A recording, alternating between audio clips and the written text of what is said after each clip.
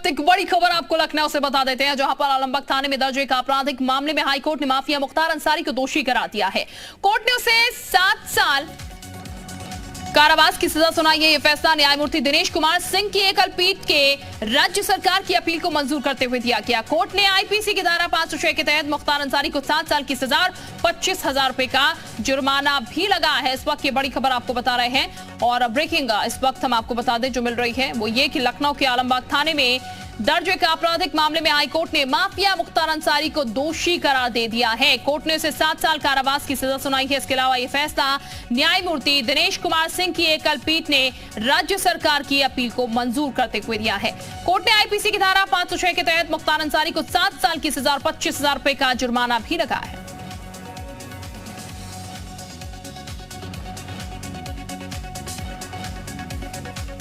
तो आपराधिक मामले में मुख्तार अंसारी को दोषी करार दिया गया है और बता दें आपको 7 साल की सजा मुकर्रर हुई है मुख्तार अंसारी के लिए। हाईकोर्ट ने सजा सुनाई है। इस वक्त ये बड़ी खबर आपको बता रहे हैं। जेलर को धमकाने का ये पूरा मसला है जिसको लेकर यहां पर आरोपी करार दिया गया है। मुख्तार अंसारी को 7 साल की सजा हाईकोर्ट की तरफ से सुनाई गई है। मुख्तार अंसारी को ये इस वक्त की बड़ी खबर हम आपको बता रहे हैं।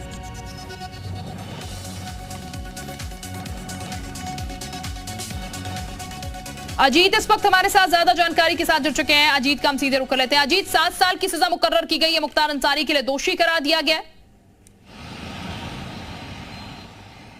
देखिए, बिल्कुल मुख्तार अंसारी को जस्टिस डीके सिंह की बेंच ने दोषी करार दे दिया, लेकिन उत्तर प्रदेश के मुख्यमंत्री योगी आदित्यनाथ ने मुख्तार अंसारी और उनके जितने भी गुर्गे हैं उनकी क्रिमिनल हिस्ट्री को खंगालने के लिए कहा है। लगातार आपने देखा होगा कि मुख्तार, अतीक, ऐसे बड़े माफियाओं पर बुलडोजर लगातार चल रहा है, लेकिन अब उत्तर प्रदेश का जो गृह विभाग है, प्रमुख सचिव गृह है संजय प्रसाद, उनकी तरफ से पूरी बाकायदा रिपोर्ट तैयार की जा रही है मुख्तार एंड कंपनी पर। जिस तरह जेलर को धमकाने का मामला सामने आया, ऐसे उनका बेटा देखिए फरार चल रहा अब्बास अंसारी जो एमएलए है, तो मुख्तार एंड कंपनी पर कसना, शिकंजा कसना शुरू कर दिया गया। देखिए, आज सीआरपीसी को लेकर और कई सारी जो एक्ट हैं, पास्को और रेप को लेकर भी मुख्यमंत्री ने कहा कि इसके जो सजा है उसमें पैरवी की जाए। इसके साथ ही इसके जो प्रावधान है, 2 विधेयक भी विधानसभा में पेश होने वाले। तो इसी बात से आप अंदाजा लगाइए कि उत्तर प्रदेश में क्राइम और करप्शन पर योगी आदित्यनाथ का सीधे तौर पर फोकस है कि वो जीरो टॉलरेंस रहेगा। उसकी जद में जो भी आए, मुख्तार अंसारी हो, अतीक अहमद हो, विजय मिश्रा हो, बड़े से बड़ा माफिया हो, बाहुबली हो और किसी दल का हो, उसके खिलाफ लगातार कार्रवाई हो रही है। और देखिए, आपको याद होगा कि 1800 शासकीय अधिवक्ताओं में से लगभग 800-900 लोगों को हटा दिया था मुख्यमंत्री ने। इसी बात पर हटाया गया था कि वो अदालतों में सरकारी मुकदमों की पैरवी नहीं कर पा रहे हैं या जानबूझकर नहीं कर रहे हैं, जिसकी वजह से अपराधियों का मुकदमा अदालत से छूट जा रहा है, वो बरी हो जा रहे हैं। 500 नए अधिवक्ताओं की नियुक्ति की गई और अदालतों की पैरवी पर जोर दिया गया। उसी का परिणाम है कि मुख्तार अंसारी को 7 साल की सजा सुनाई गई। लखनऊ के जेलर जो है एसके द्विवेदी के मामले में उनको सजा सुनाई गई। उनके जो और गुर्गे हैं उन पर भी शिकंजा कसा जा रहा है। उनकी एक बाकायदा फहरिस्त, एक बड़ी लिस्ट तैयार की जा रही है। आज सुबह ही मुख्यमंत्री ने इसको संज्ञान में लिया और कहा कि मुख्तार जैसे अपराधी और उनकी गैंग को चिन्हित किया जाए और उनके खिलाफ बड़ी कार्रवाई की जाए। तो इसी बात से आप अंदाजा लगाइए कि क्राइम और करप्शन पर योगी आदित्यनाथ किसी भी सूरत पर किसी को छोड़ने वाले नहीं। एक तरफ एनआईए लगातार छापेमारी कर रही है, आतंकी कनेक्शन ढूंढे जा रहे हैं, दूसरी तरफ एसटीएफ और एटीएफ लगातार काम कर रही है। तो उत्तर प्रदेश में अपराध करने वाला, संगठित अपराध को आगे बढ़ाने वाला, उसको संरक्षण देने वाला, किसी भी कीमत पर बचने वाला नहीं, वो चाहे मुख्तार अंसारी हो या फिर कितना बड़ा माफिया हो। बिल्कुल अजीत, ये साफ संदेश जो है, मैसेज जो है देने की कोशिश की गई है सरकार की तरफ से भी और कोर्ट की तरफ से भी कि कोई भी कितना बड़ा आरोपी हो वो बचेगा नहीं। और अजीत, ये कह सकते हैं यहाँ पर जिस तरीके से सजा मुकर्रर की गई है 7 साल की, ये मैसेज है, ये नजीर भी है, क्योंकि मुख्तार अंसारी की एक वक्त तूती बोलती थी, लेकिन आज मुख्तार अंसारी का जो हश्र है वो सबके सामने है। और शायद ये मैसेज सीधा सीधा है सरकार का कि भले ही आप कितने बड़े बाहुबली हो, लेकिन गलत अगर आपने किया है तो फिर नतीजा आपको कुछ इस तरीके का ही मिलेगा अंत में।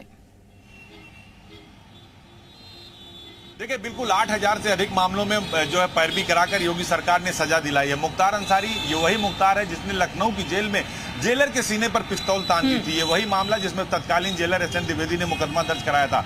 और अदालतों में पैरवी की वजह से जो अपर महाधिवक्ता हैं बीके साई, उसके साथ जो और अधिवक्ता लगे, उन्होंने इसकी पैरवी की। बाकायदा मॉनिटरिंग हुई गृह विभाग से आखिर किस तरह से पैरवी हो रही है मुख्तार जैसे लोगों की, और इसमें सजा सुनाई गई। जस्टिस डीके सिंह की एकल बेंच ने सजा सुनाई मुख्तार को। तो ये मैसेज जाता है, जो आप कह रहे हैं कि मैसेज बिल्कुल क्लियर है कि अगर आप अपराध करेंगे, अपराधियों को संरक्षण देंगे, तो फिलहाल उत्तर प्रदेश में आपको जगह नहीं मिलेगी, या तो जेल में होंगे या यूपी के बाहर होंगे। और इनकाउंटर पॉलिसी को देखिए, लगातार कई सरकारों ने इसको अपनाया, बुलडोजर को कई सरकारों ने अपनाया, यहां से लेकर जर्सी तक, लंदन तक, जान जॉनसन बोरिस आते हैं तो बुलडोजर पर फोटो खिंचवाते हैं। तो एक मैसेज योगी आदित्यनाथ का जरूर है कि उत्तर प्रदेश में क्राइम और करप्शन दोनों की जगह नहीं है, और जो अफसर देखिए आप, जो अफसर ढिलाई बरतते हैं उन पर भी एक्शन लिया जाता है, जो नेता ढिलाई बरतते हैं उन पर भी एक्शन लिया जाता है, और मुख्तार जैसे लोगों को बड़ी कार्रवाई की जा रही है। उनके जो पूरे जो गैंग है उसको लगभग यूपी सरकार ने निस्तेनाबूद कर दिया, लेकिन अभी भी जो लोग बचे हैं उनके खिलाफ कार्रवाई की जा रही है। और बाकायदा आज सुबह ही एसीएस जो संजय प्रसाद है प्रमुख सचिव गृह, उनकी तरफ से बाकायदा एक सूची तैयार की गई है सभी जिलों के कप्तान। बिल्कुल अजीत, रोकना चाहेंगे पूर्व आईपीएस राजेश राय इस वक्त हमारे साथ जुड़े हुए हैं। बहुत स्वागत सर आपका जी उत्तर प्रदेश उत्तराखंड पर। राजेश जी, 7 साल की सजा मुख्तार अंसारी के लिए मुकर्रर की गई है। जेलर पर जिस तरीके से पिस्तौल टांगी गई थी उसके बाद ये बड़ा फैसला हाईकोर्ट की तरफ से दिया गया। सर, ये मैसेज क्या संदेश दे रहा है सीधे ऐसे माफियाओं के लिए जिनकी तूती कभी बोला करती थी उत्तर प्रदेश में?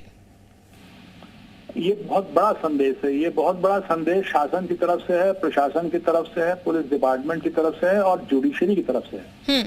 उनको जो है वो लोअर कोर्ट से उनको जो है वो रिहा कर दिया गया, और उस पर जो है गवर्नमेंट ने माना नहीं। हमेशा ऐसा होता था कि जब इस तरह की चीजें होती थी, एक तो पैरवी ही लेक्चर होती थी जिससे हो नहीं पाता था, और गवाह हमेशा इनके टूट जाते थे। इस बात का जो ये जजमेंट है, ये जजमेंट बड़ा एक्स्ट्रा ऑर्डिनरी और बहुत ही, जिसे कहते हैं कि धाकड़ जजमेंट है। कि उन्होंने कहा कि जो उसका अब घटना हुई, घटना के बाद उन्होंने एफआईआर लिखाई, एफआईआर लिखाने के बाद उनका स्टेटमेंट हुआ। उस स्टेटमेंट में उन्होंने इनिशियली कहा कि हाँ हमको धमकाया गया क्योंकि एफआईआर लिखाई थी, लेकिन वो 10 साल बाद जो है उनके बयानों में उन्होंने, अब जब वो रिटायर हो गए अपने घर पे रह रहे हैं, एक का मर्डर हो चुका है जी, और मतलब एक पहले मर्डर हो चुका है और दूसरा ये वो उन्होंने वो डर के मारे उनको एक फोन गया होगा कि वो गए थे तुम भी चले जाओगे, उन्होंने मना कर दिया कि नहीं हमने कुछ नहीं देखा, हम नहीं जानते इसके बारे में। उसके बयान बदलने के आधार पर जो है यहाँ पे लोअर कोर्ट ने उनको छोड़ दिया था। हाई कोर्ट ने कहा कि नहीं, जब उन्होंने एक बार बयान दिया है जिस आदमी के खिलाफ 55 मुकदमे हैं और जिसने इस बात से तमाम लोगों को मार डाला है, उसके खिलाफ जो है ये आप नहीं कह सकते कि जो उनका जो पहला स्टेटमेंट है एफआईआर थी वो जो है वो रेलिवेंट नहीं है। उस रेलिवेंस पर उन्होंने 7 साल की सजा दी है। और मैं समझता हूँ कि बहुत ही अपने आप में एक वो जिसे कहते हैं ना कि ऐसा जजमेंट है जो लैंडमार्क जजमेंट है, बहुत ही जबरदस्त जजमेंट है और इसका इम्पैक्ट पड़ेगा चीजें। बिल्कुल राजेश जी, ये कहा जाए कि पहली गवर्नमेंटों की जब हम बात कर रहे हैं तो शायद उस वक्त भी ऐसे फैसले लिए जा सकते थे, इस वक्त भी ऐसे माफियाओं पर नकेल कसी जा सकती थी, तो उत्तर प्रदेश की छवि पहले ही काफी सुधरती हुई नजर आती। वहां पर तो इसलिए ये नहीं तो उस समय तो जब इनकी तूती बोलती थी, जेल में इनका साम्राज्य चलता था, दरबार चलता था, तो उन कंडीशंस में जब ऐसी होती थी तो वहां तो पूरा सपोर्ट था ना, सिस्टम पूरा सपोर्ट में था ना, तो उसमें वहां ये चीजें हो नहीं सकती थी। तो तब हो सकता था जबकि जो शासन है उसके अंदर ये जज्बा हो, ये पैशन हो कि नहीं हमको जो है इनके खिलाफ जो माफिया उनके खिलाफ कार्रवाई करनी है, और ये जज्बा ये शासन में दिखाई पड़ा है, उसका ये परिणाम है। बिल्कुल, बहुत बहुत शुक्रिया आपका राजेश राय जी हमारे साथ जुड़ने के लिए। तो राजेश राय पूर्व आईपीएस जो कि कह रहे हैं ये जज्बा अगर पहले की सरकारों में होता तो फिर स्थिति कुछ और होती, और पहले शायद 6 थी इसलिए स्थिति कुछ अलग थी और अब स्थिति कुछ अलग है। लेकिन जो फैसला, जो जजमेंट सामने निकल के आया वाकई में यहाँ पर एक मिसाल कायम करने वाला है, और मिसाल कायम कर भी रहा है उन तमाम माफियाओं के लिए जो कि एक वक्त जिनकी तूती बोलती थी, और आने वाले तमाम ऐसे लोगों के लिए जो कि इन्हें देख कुछ इस तरीके के बनने की कोशिश करते होंगे, क्योंकि अपराधी जो प्रवृत्ति के लोग हैं उनके लिए ये लोग आइडियल हो जाते हैं। लेकिन अब जब इनका आश्रय देखेंगे तो जाहिर है कि ये मैसेज उनके पास जाएगा कि उनके साथ क्या हो सकता है आने वाले समय में। अजीत भी इस वक्त हमारे साथ लगातार बने हुए हैं। अजीत, बड़ी नजीर तो पेश की गई है, लेकिन ये साफ है कि उत्तर प्रदेश में माफिया जो है वो अब पनपते हुए नजर नहीं आएंगे। देखिए, बिल्कुल पहले भू माफियाओं पर कार्रवाई हुई, फिर मुख्तार जैसे माफियाओं पर कार्रवाई हुई, और अब ड्रग्स माफियाओं की सूची भी मुख्यमंत्री ने मांगी है। तो इस बात से शिल्पा आप अंदाजा लगा सकते हैं कि अब उत्तर प्रदेश में फिलहाल माफिया राज का लगभग अंत हो चुका है। या तो इनकाउंटर में मारे गए बदमाश, या फिर उन्होंने उत्तर प्रदेश छोड़ दिया, या फिर जेल के अंदर। यही उत्तर प्रदेश है जहां अपराधी खुलेआम घूमता था, और अब ये कि मैसेज हो गया कि साहब जेल से नहीं बेल से डर लगता, अगर जेल से बाहर आ गए तो पुलिस उनके खिलाफ कार्रवाई करेगी। और मुख्यमंत्री ने कई बार साफ कर दिया कि हमारी पुलिस हाथ पे हाथ रखकर नहीं बैठेगी और गोली का जवाब गोली से देगी। तो इस बात से आप अंदाजा लगाइए कि लगातार कार्रवाई, अदालतों में पैरवी, लगातार सजा। उत्तर प्रदेश देश में नंबर 1 इस बात में भी हो चुका है कि महिला अपराधों में सबसे ज्यादा सजा दिलाने वाला उत्तर प्रदेश है। 7,800 के यानी लगभग 8,000 लोगों को इस बात की सजा दिलाई जा चुकी है कि उन्होंने महिलाओं के प्रति अपराध किया है। बड़े बड़े माफियाओं पर कार्रवाई की जा रही है। पूरा गाजीपुर, मऊ, मुख्तार का जो पूरा नेक्सस था, बिल्कुल, यानी कि मैसेज साफ है, उत्तर प्रदेश में कानून व्यवस्था को बेहतर बनाना है और बेहतर ही रखना है। बहरहाल हम आगे बढ़ते बढ़ते हैं और ये बता दें आपको, जिस तरीके से ये कार्रवाई हुई है उसको लेकर एक मैसेज, एक संदेश जो है वो यहां पर सीधे सरकार की तरफ से दिया गया है, क्योंकि हाईकोर्ट की तरफ से 7 साल की सजा जो है वो मुकर्रर कर दी गई है यहां पर बाहुबली के लिए। बहरहाल वक्त एक बहुत छोटे से ब्रेक का, लौटेंगे जल्द।